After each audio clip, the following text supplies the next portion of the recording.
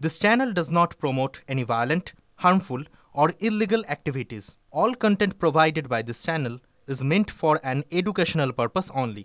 বাহ, এবার হয়েছে স্বাদ। হ্যাঁ, অপূর্ব স্বাদ। MDH এর চাঙ্কি চাট মশলা, জীবনে আসল স্বাদ জাগলো। আসল মশলা yes MDH।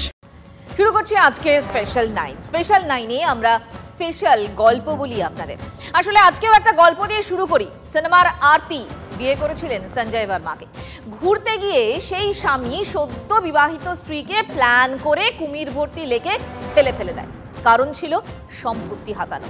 সিনেমার আরতি মানে রেখা ফিরে এসেছিলেন, বদলাও নিয়েছিলেন। 1988 সাল হিট সিনেমা খুন ভারী মাংয়ের কথা বলছিলাম। তবে বাস্তবে রাজা রঘুবংশীর কিন্তু আর ফেরা হয়নি। রিল আর রিয়েলে বিস্তর ফারাক রয়েছে। হানিমুনেই হত্যা, মেঘালয়ের ঘটনা এখন গোটা দেশের চর্চার বিষয়ে। সোনাম কেন খুন করলেন? খুন যদি করলেন তাহলে আত্মসমর্পণ কেন করলেন? খাচ্ছেন না, শুধুই কাঁদছেন নাকি? পেছনে কোন কারণ রয়েছে? আর এই মুহূর্তে সোনামকে আনা হয়েছে কলকাতায়, নিয়ে যাওয়া হবে গুয়াহাটিতে, সেখান থেকে শিলং। আজকের স্পেশাল 9-এ খুঁজবো এই সব মিসিং লিঙ্ক। আজকের স্পেশাল হানিমুনে হানি ট্র্যাপ, আপনাদের সঙ্গে আমি মঞ্জিরা।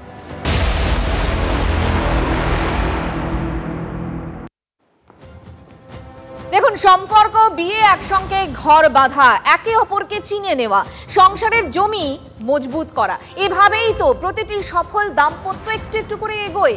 কিন্তু রাজা রঘুবংশীর ক্ষেত্রে বিয়ের পরই তো তার জীবনে নেমে এলো চরম অভিশাপ। মধুচন্দ্রিমা এবং মধ্যপ্রদেশের যুবকের কাছে সাক্ষাৎ মৃত্যু ফাঁদ, আর সেই ফাঁদে ফেলার অভিযোগ কার বিরুদ্ধে? যাকে নাকি অগ্নিসাক্ষী করে বিয়ে করেছিলেন রাজা, তার রানী হয়ে গেলেন খুনি। এবং প্রেমিকের সঙ্গে ঘর বাঁধতে কি ভয়ঙ্কর কাণ্ড না ঘটে গেল।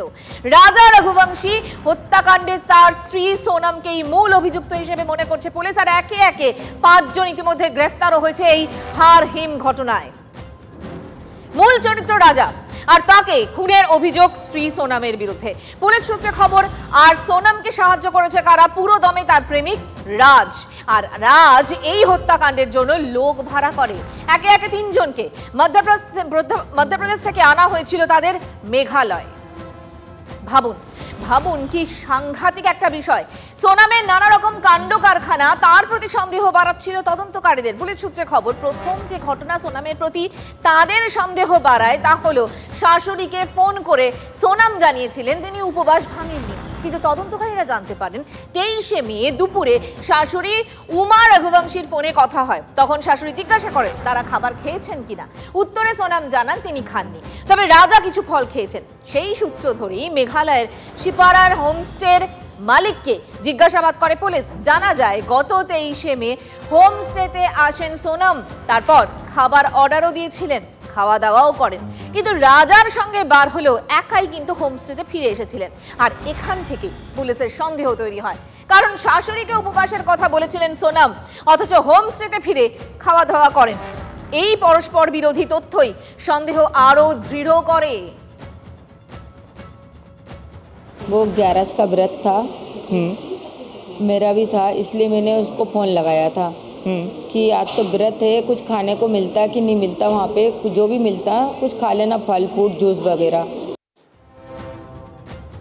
আমরা পৌঁছে গিয়েছিলাম সেই হোমস্টেতে যেখানে একাধিকবার ফোনে কথা বলতে বেরিয়ে যায় সোনাম, এটা কিন্তু দেখা গিয়েছিল।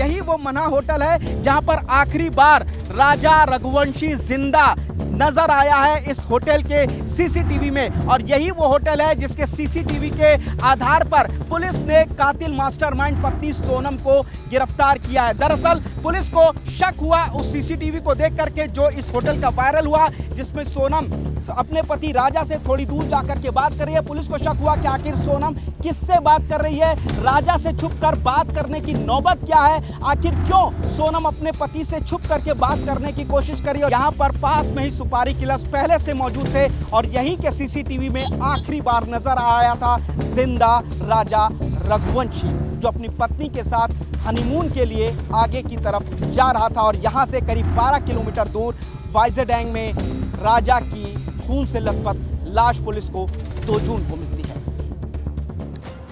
हार हिम करा একটা ঘটনা, একটার পর একটা ঘটনা কিভাবে ঘটেছিল সেই ক্রোনোলজিটা একটু বোঝার চেষ্টা করি, আপনাদের বোঝাই। বিগবালে যাই।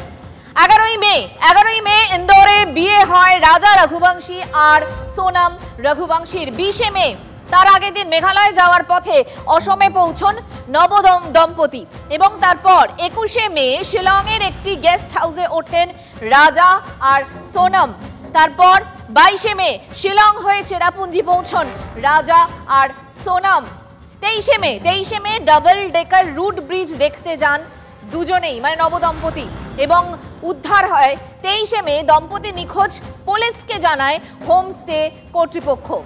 24 মে উদ্ধার রাজা সোনামের ভাড়া নেওয়া সেই স্কুটার এবং 25 মে শিলিগুড়ি হয়ে ইন্দোরে পৌঁছান সোনাম।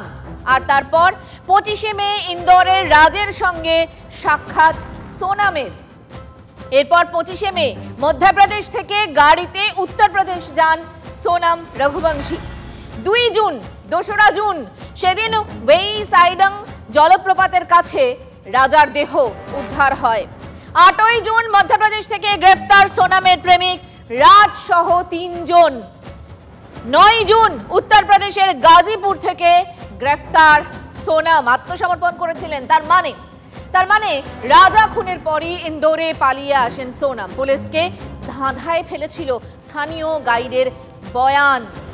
স্থানীয় গাইড অ্যালবার্ট পেট পুলিশের কাছে দাবি করেন যে সোনামকে গত 23 মে রাজা ছাড়াও আরো 3 পর্যটকের সঙ্গে দেখা গিয়েছিল। 3 পর্যটক রাজার সঙ্গে যাচ্ছিলেন আর সোনাম ছিলেন পিছনে। তার আগে একটি স্কুটারের ভাড়া নিয়ে বেরিয়েছিলেন নবদম্পতি।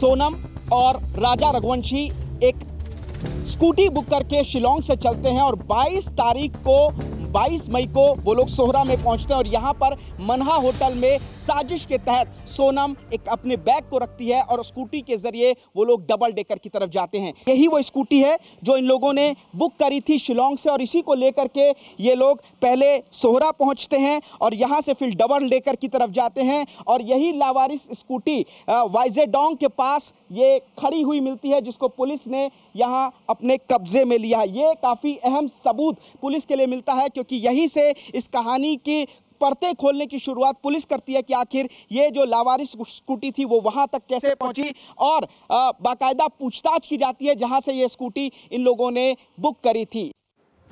যে স্কুটারের ছবি দেখলেন মানে ওই পরিত্যক্ত অবস্থায় উদ্ধার হওয়া স্কুটার এবং গাইডের বক্তব্য পুলিশকে সূত্র খুঁজে দেয়। গাইড জানান যে 3 পর্যটক হিন্দিতে কথা বলছিলেন। অ্যালবার্টের তথ্যের সূত্র ধরে সোনাম এবং রাজার ফোনে টাওয়ার লোকেশন চিহ্নিত করে পুলিশ।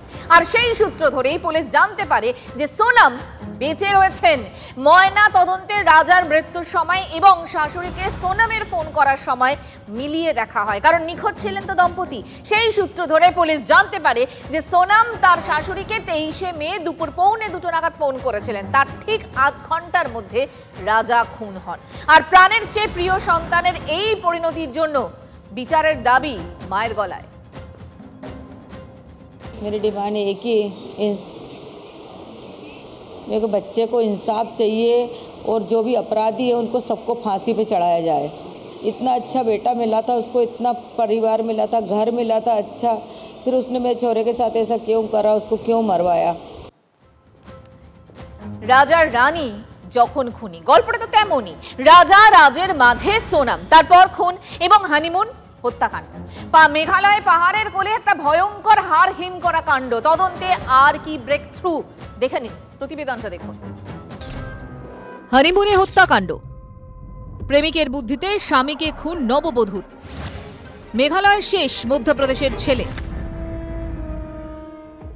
ইন্দোরের রাজা রঘুবংশী হত্যাকাণ্ডে প্রতি মুহূর্তে মোচড়। সূত্রের দাবি, বিয়ের 5 দিন পরই রাজাকে খুনের ছক সোনামের। স্বামীকে খুনের জন্য 20 লক্ষ টাকার টোপ। সুপারি হিসেবে দেওয়া হয় 50,000 টাকা।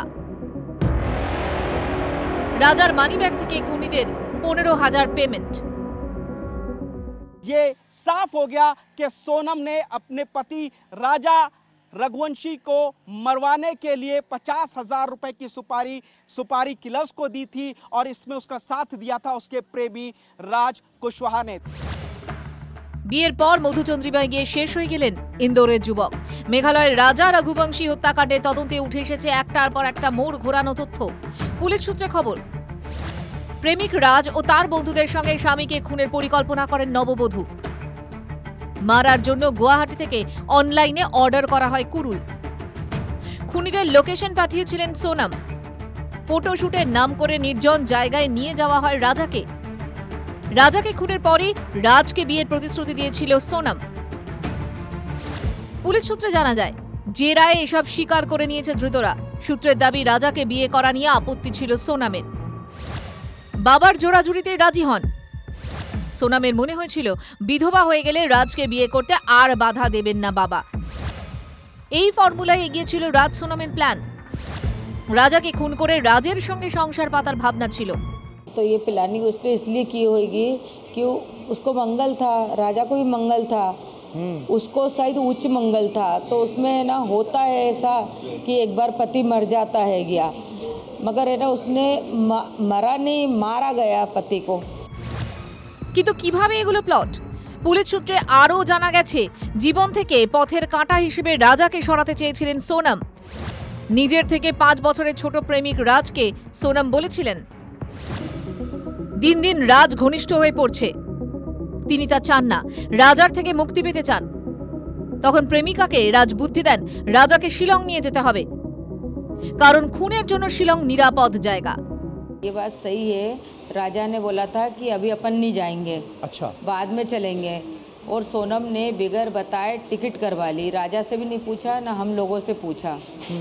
शिलोंग नहीं, राजा कहीं भी नहीं जाना चाहता था। राजा की इच्छा थी कि मैं अभी नहीं जाना चाहता हूँ। राजा उसके कहने में आके गया। 42 সিসিটিভি ফুটেজকে সামনে রেখে এগোচ্ছেন তদন্তকারীরা। পুলিশ সূত্রে আরও জানা গেছে, সোনামের সামনে 22শে মে খুন করা হয় রাজাকে। তার আগে শিলং পৌঁছে যায় সোনামের প্রেমিক ও সুপারি কিলাররা, আর খুনের পর প্রত্যেকের সঙ্গে দেখা করে। মধ্যপ্রদেশের রাজা রঘুবংশী হত্যাকাণ্ডে মেঘালয় পাহাড়ের বাঁকে বাঁকে লুকিয়ে নানা রহস্য। দেখুন, এরকম ঘটনা সোনাম কি একা ঘটালেন তা কিন্তু না, আমাদের দেশে, আমাদের রাজ্যে এরকম অনেকগুলো ঘটনা আছে। বলি আপনাদের, বিগ ওয়ালে একটুখানি বলি। 2017 সালে হৃদয়পুরে প্রেমিক অজিতকে দিয়ে স্বামী অনুপমকে খুন। স্বামী খুনে আসামি যখন মনুয়া মজুমদার। ভিডিও কলে স্বামীর আর্তনাদ শুনতে চেয়েছিল মনুয়া, কি ভয়ঙ্কর ভাবুন। এবং তারপর অজিত মনুয়া দুজনেরই যাবজ্জীবন কারাদণ্ডের নির্দেশ দেয় আদালত। এরপর মুস্কান রাস্তোগি মার্চে উত্তরপ্রদেশের মিরাটে মার্চেন্ট নেভি অফিসার খুন হন এবং প্রেমিক সাহিলকে সঙ্গে নিয়ে স্বামী সৌরভকে খুন করে মুস্কান। ড্রামে দেহ রেখে তারপর এবং এপ্রিলে প্রেমিককে নিয়ে স্বামীকে খুন হরিয়ানার ইউটিউবার রবিনার। আরও একটা ঘটনা, স্বামীর দেহ বাইকে চাপিয়ে ড্রেনে ফেলে আসে রবিনা। এরপরে আরও আছে শিবানী। এপ্রিলে উত্তরপ্রদেশের বিজনৌরে সরকারি অফিসার খুন, সেক্ষেত্রেও স্বামীর সরকারি চাকরি পেতেই খুনের ছক করে স্ত্রী শিবানী। স্বামীর মৃত্যু হার্ট অ্যাটাক বলে চালানোর চেষ্টা করে শিবানী। তাহলেই ভাবুন, এই অপরাধ মনস্কতা যে কোনো কারণেই হোক না কেন আমাদের মধ্যে কিন্তু বাড়ছে প্রবণতা। কারণটা কি বলছেন বিশেষজ্ঞরা? একই সঙ্গে এই মুহূর্তে দাঁড়িয়ে সোনামের ক্ষেত্রে হোয়াট নেক্সট, কিভাবে এগোবে পুলিশ, শুনুন। যে সোনম আর সুপারি কিলার, তাদেরকে সামনাসামনি বসাতে হবে। ওকে মুখ তখন অটোমেটিক্যালি খুলে যাবে, সেখানে খুলে যাবে তার পেছনে মানে রিজনটা কী আছে, what is the reason behind this incident murder, সেটা পুরোপুরি এটা ডাইভালজ হবে। এটা তো আর তো কোনো প্রফেশনাল ক্রিমিনাল নয়, তো সে ক্রিমিনাল নয়, স্বাভাবিকভাবে তাকে প্রলং ইন্টারোগেশন করতে হবে। প্রলং ইন্টারোগেশন করলে তখন দেখা যাবে যে তার কিছু সাইন অ্যান্ড সিমটম ডাইভালজ হবে, ইনভেস্টিগেশনের যে ক্লু এবং ইনভেস্টিগেশন যা এভিডেন্স সব কিছুই বেরিয়ে আসবে এবং বেরিয়ে এসে কেস খুব ভালোভাবেই সাজাতে পারবে, এ বিষয়ে কোনো চরম মুহূর্তে তার এই লাইফ পার্টনারকে সরিয়ে দিয়েও তারা কিন্তু কুণ্ঠাবোধ করেন না এবং তার মধ্যে থাকে চোরাবালির মধ্যে থেকে যাওয়া সেই পরকীয়া বা সেই দ্বিতীয় নারী, তৃতীয় পুরুষ, বিবাহোত্তর বা বিবাহ বহির্ভূত সম্পর্কের আঙ্গিক, যা অচিরেই ডেকে আনে পরিবারের মধ্যে একটা ঘন মেঘের ছায়া। দেখুন, প্রশ্নটা আসতেই পারে যে খুন কেন, হত্যা কেন, আইনি বিচ্ছেদ তো হতেই পারতো, কিন্তু হলো না। তাহলে কি কারণে এ ধরনের নিষ্ঠুরতা, এ ধরনের নৃশংসতা? উত্তর আমরা খোঁজার চেষ্টা করব, উত্তর খোঁজার চেষ্টা চালিয়ে যাব। আজকের মতো স্পেশাল 9 এখানেই শেষ করছি, আবার দেখা হবে আগামীকাল, সঙ্গে থাকুন। যদি MDH কিচেন কিং কিচেনে থাকি তো আমরা যা ইচ্ছে তৈরি করতে পারি, বেগুনের ভর্তা, আলু কপি, ভিন্ডি মশলা, আরো অনেক কিছু। MDH